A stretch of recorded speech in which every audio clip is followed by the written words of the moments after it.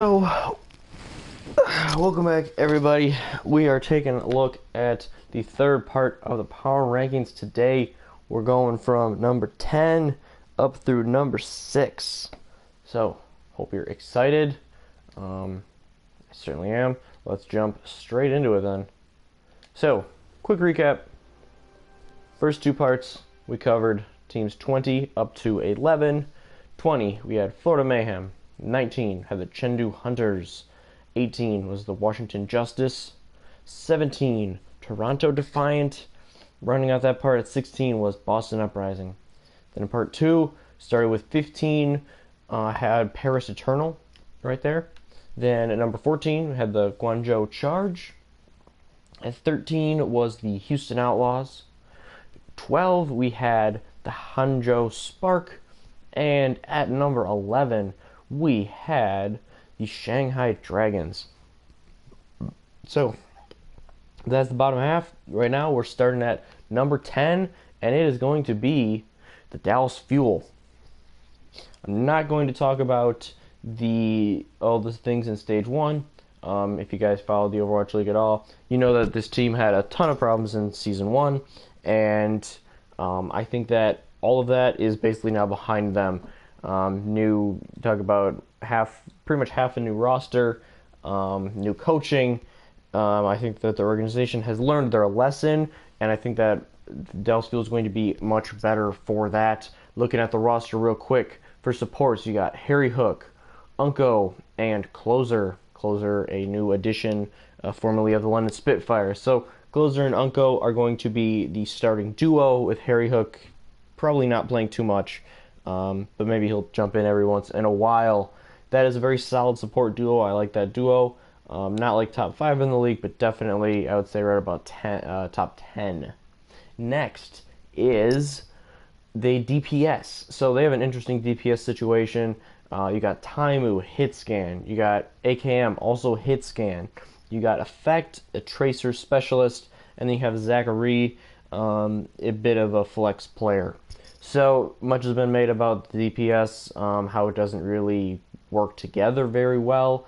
And that's kind of true. I mean, Taimu and AKM play pretty much the same role. So you have to kind of manage that. Towards the end of last year, they were playing them. Taimu would play 2 maps and AKM would play 2 maps. Effect has returned. He was not with the team for the last couple stages of last season, so he's back. As long as his mental health is good and he is having a good time, I think he's going to perform exceptionally well. We'll see. He's been known to play Genji before, even though he hasn't really done it in pro play too much. Maybe they try him out on that Genji. Now that Tracer isn't really meta, but Genji isn't really meta either. So it's going to be interesting. I could see Effect starting out on the Zarya, since GOAT's meta. But although their DPSs aren't the perfect fit, I think they have a lot of good players. And I think it'll work itself out. Like I said, I really like their coaching. They have Arrow, who came in and really turned the team around in Stage 4. And since then, they've also added Jane, who I think is another very good coach. So I like the shape they're in. And then we get to the tanks. You have OGE, RCK, and Mickey. OGE filling in that main tank role. RCK and Mickey both off tanking. If RCK plays very well, this is going to be a very good team. They're going to definitely challenge for a playoff spot. He is going to kind of, if RCK doesn't play well and they have to like put Mickey back there for like diva duties or whatnot, I think this team might get in some trouble then. We will see. I think he's definitely kind of the linchpin. If RCK plays really well and blends with OGE well, OGE's a beast. And like I said, with the rest of their roster being really good, I think they're going to be in very, very solid shape. Like I said, if RCK doesn't really fit, though, I could see them dropping to like the 13-14 range, just because there are a lot of good teams at this point. You talk about like the Spark being at 12. I mean, they could make a legit playoff run, and some of the others back there as well. But I think this team is going to do well. I think they're definitely going to be right there on the brink of the playoffs, competing for one of those spots, and I think they'll probably get into that play-in, the quote-unquote play-in tournament for the playoffs, the 7 through 12. So, got Dallas Fuel sitting at 10. Moving on to 9. This is a team that I feel strongly about that a lot of people probably have a lot lower, and that would be the Atlanta Reign. So I like how this team is constructed. They took from a couple of places for their roster. One of the main things I like about the organization is it seems like they're really they're doing the things that are going to put their team in a position to succeed. They have a great team house. They have translators. They have a couple coaches. Selfless, I think he goes by like Seffi now, but you know him like Selfless Brad is also involved in the organization, and I think very highly of him. I think he's a very good coach and like leader.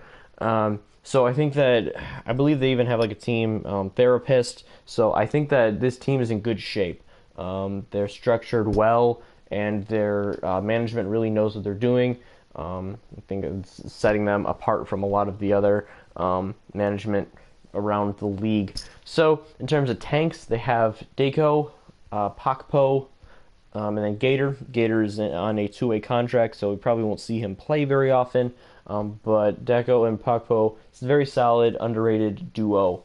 Moving on to the supports, they have Kodak, their flex support player, and Masa for main support. Again, underrated. I really like both these players. We saw Kodak really popping off in the World Cup recently. Masa has been on contenders teams for the last couple years. Very good on the Lucio, and Lucio is pretty important to the meta right now, so that is a good sign for them. Again, both of their tanks and their supports, they're not like top 5 again, kind of like the field. They're not top 5. I definitely put them like top 10, just like really solid. And then where this team really can excel is DPS. So they have Enelier.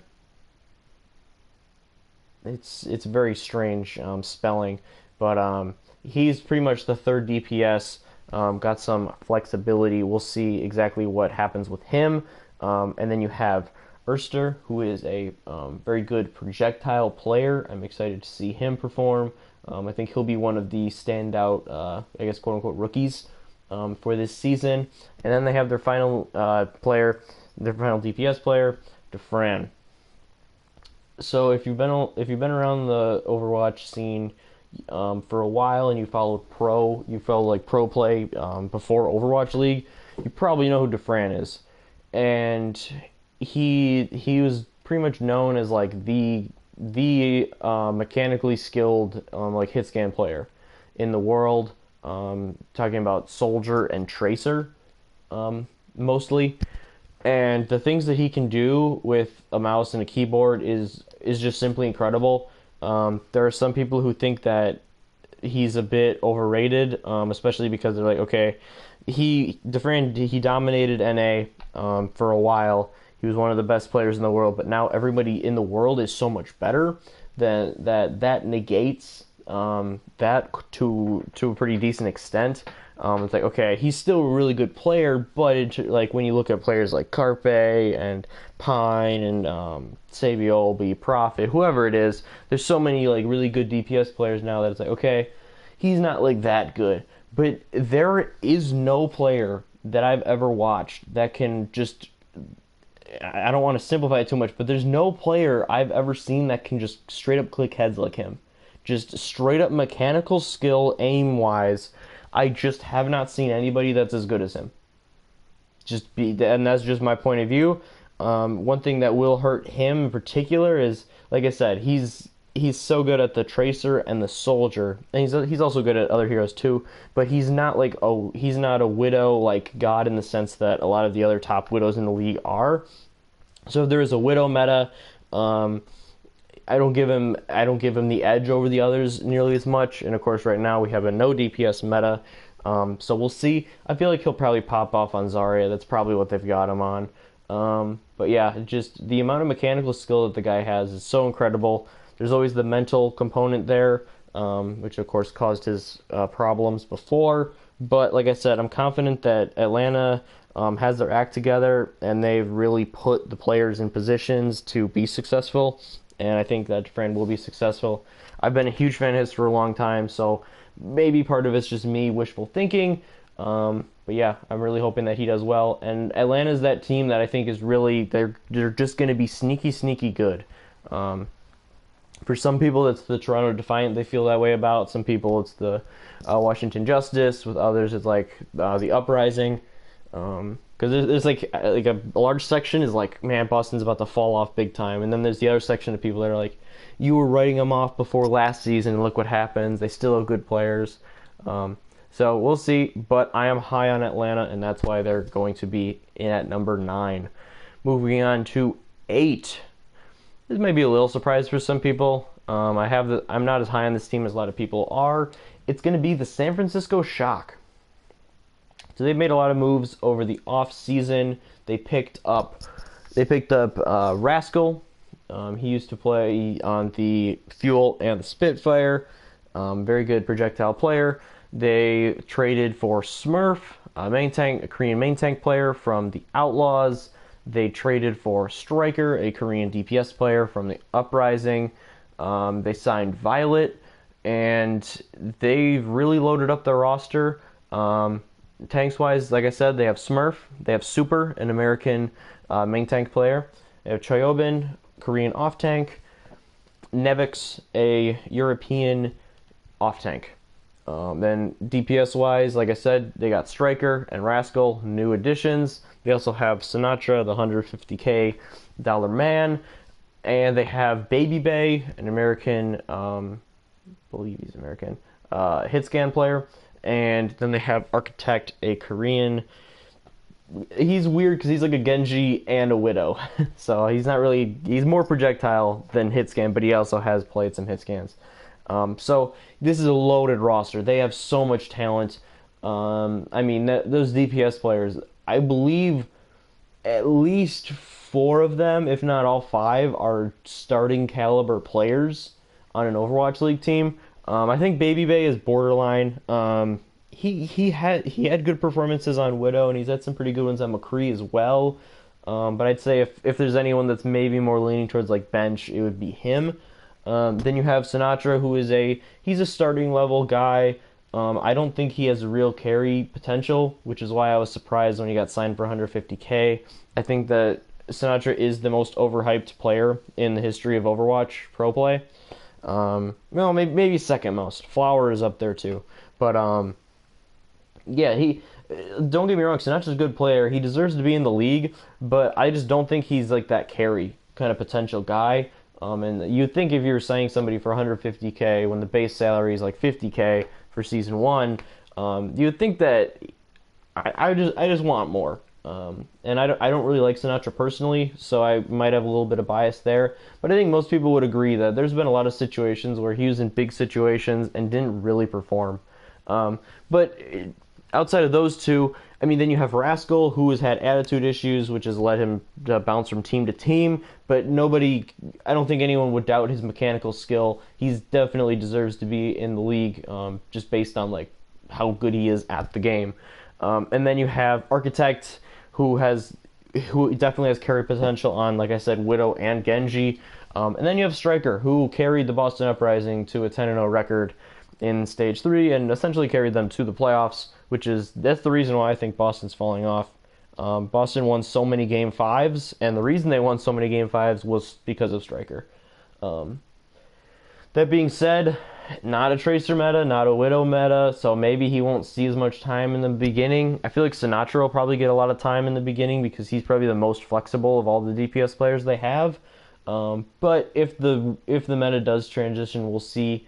But lots of big personalities there. That's the 2 things I worry about with the Shock are clashing of personalities and and that kind of like ruining the team mentality and like making like the environment toxic.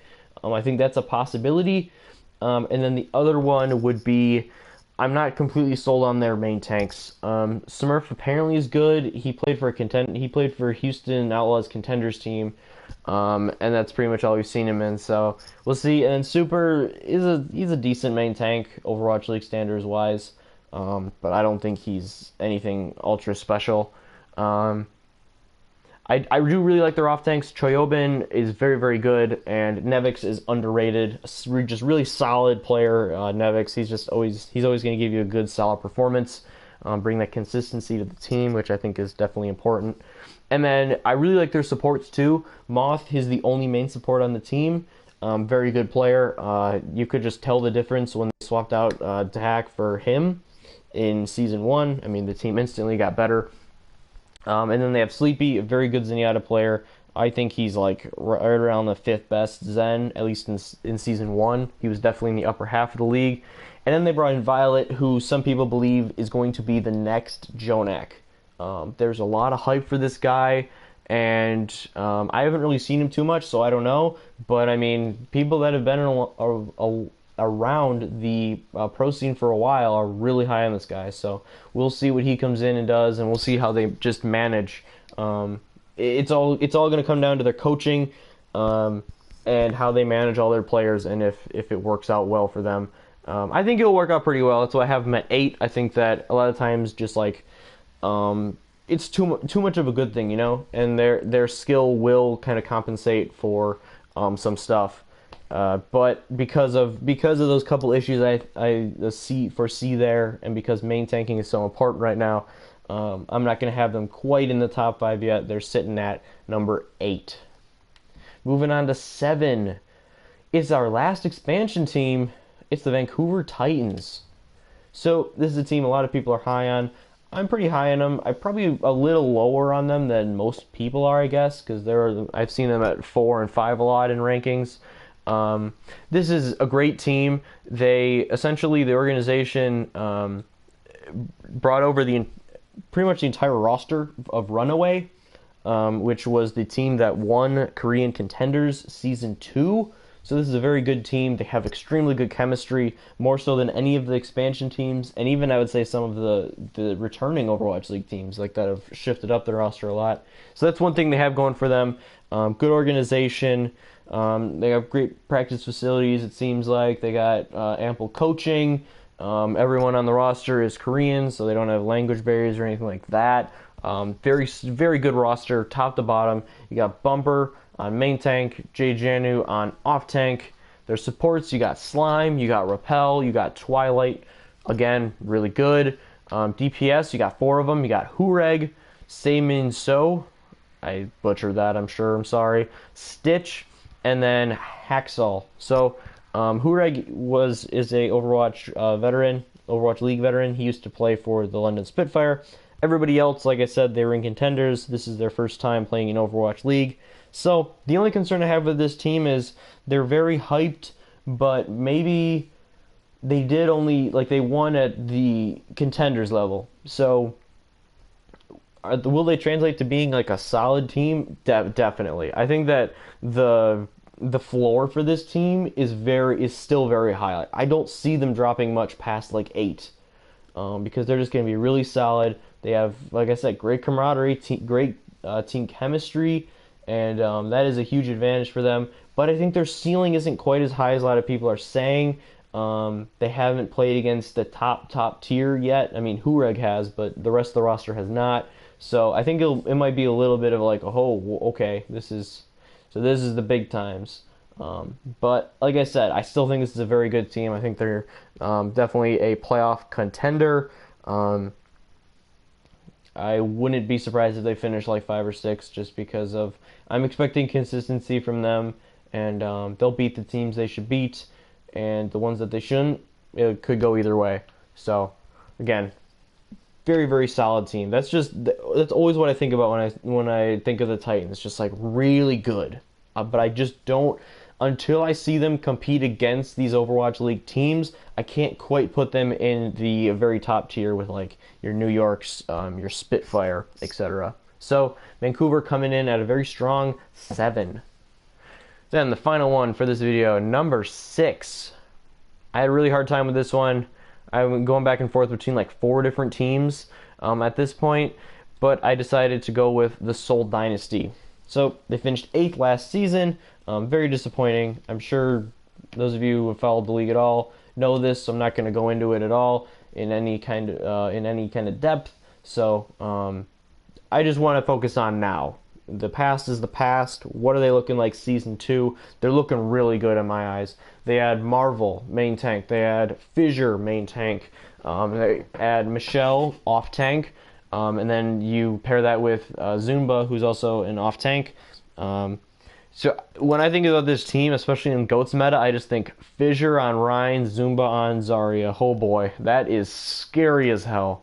Then you throw in their DPS, you got Fleta, you got Munchkin, and a new addition, Fitz. Fleta, he's great, he's a carry.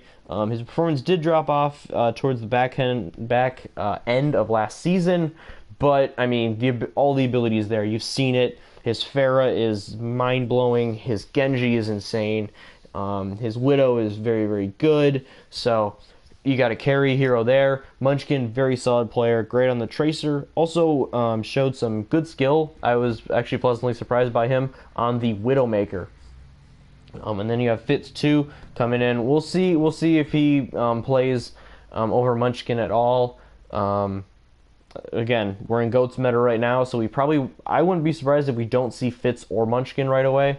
They might do like Michelle, Zumba, Fissure, Fleta, and then the supports. But we'll see. Speaking of supports, you got Jesse, a new pickup.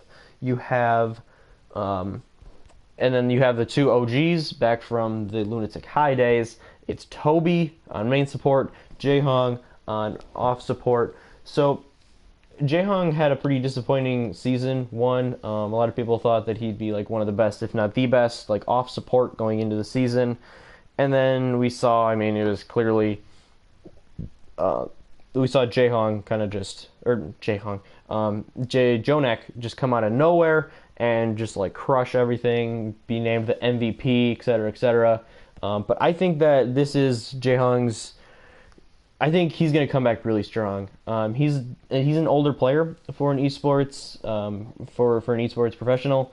I think this is kind of like his last kind of run at it, and he's going to come back, perform extremely well. They have such a better tank line than they had season 1. I think that that's going to help protect their support line because that was a problem for them moving forward. I don't think that's going to be an issue anymore. Jesse and Toby, both great main supports. Like I said, Fissure is incredible. Marvel is also a very, very good player. I don't know how much he'll play, but they definitely have good options there. And yeah, this is a stacked lineup. And I think they've changed up a lot of their roster, so I think this is a new team. I don't think last year is going to haunt them or drag them down at all. I think you're going to get out to a strong start and be one of the best teams out there. So like I said, the supports didn't play well last year. Maybe it carries over and Jaehong just looks average again, and Toby/Jesse doesn't really perform that well. That's why I have him at 6. That's why I don't have him in the top 5 quite yet. And then there were the issues last year of like, well, if teams focus Fleta really hard, like Munchkin or their other DPSs, kind of struggled to kind of carry the load. So those are the couple little weaknesses that I could see here, but I think this roster looks very good and it's going to be much improved from last season. That's why they're sitting at number 6. All right. Wanted to go through that one faster. I think that was good. I think I was pretty concise, clear, gave a good amount of information without rambling too much. Let me know what you think about these rankings. These are probably the most controversial ones yet, with like Dallas and Atlanta being high, San Fran being a little low. So let me know what you think. Do you think I'm spot on here? Do you think I'm way off? Let me know what you think. I hope you have a great day. And then tomorrow, look forward to the final power rankings, number 5 to number 1.